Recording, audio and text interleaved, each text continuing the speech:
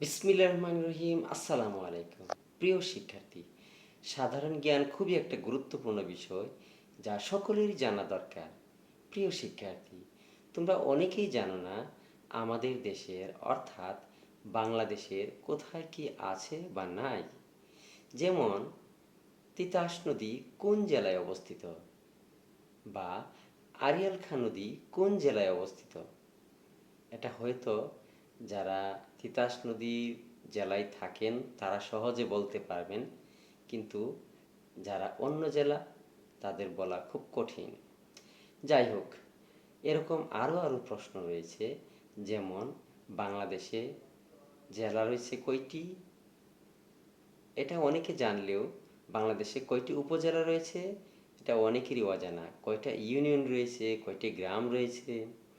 একইভাবে পৃথিবীতে কয়টি দেশ আছে, কয়টি মহাদেশ আছে, কয়টি মহাসাগর আছে, পৃথিবীর সবচেয়ে বড় দেশের নাম কি, পৃথিবীর সবচেয়ে ছোট দেশের নাম কি, ইত্যাদি ইত্যাদি।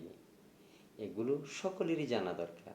প্রিয় শিক্ষার্থী, তোমরা যারা এখন পড়াশোনা করছো, তোমরা যে কোনো প্রতিযোগিতামূলক পরীক্ষায় এই সাধারণ জ্ঞানের মুখোমুখি হবে, এবং তোমরা যখন এইচএসসি পরীক্ষা পাশ করে বিভিন্ন ভার্সিটিতে ভর্তি পরীক্ষা দিবে, সেখানেও সাধারণ জ্ঞান আসে।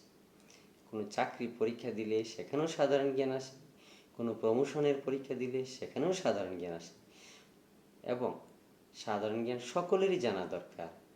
পড়াশোনা যারা করছে তাদেরও জানা দরকার, যারা পড়াশোনা করে না তাদেরও জানা দরকার।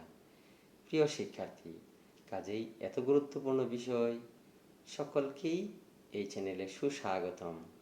Thank you. আল্লাহ হাফেজ।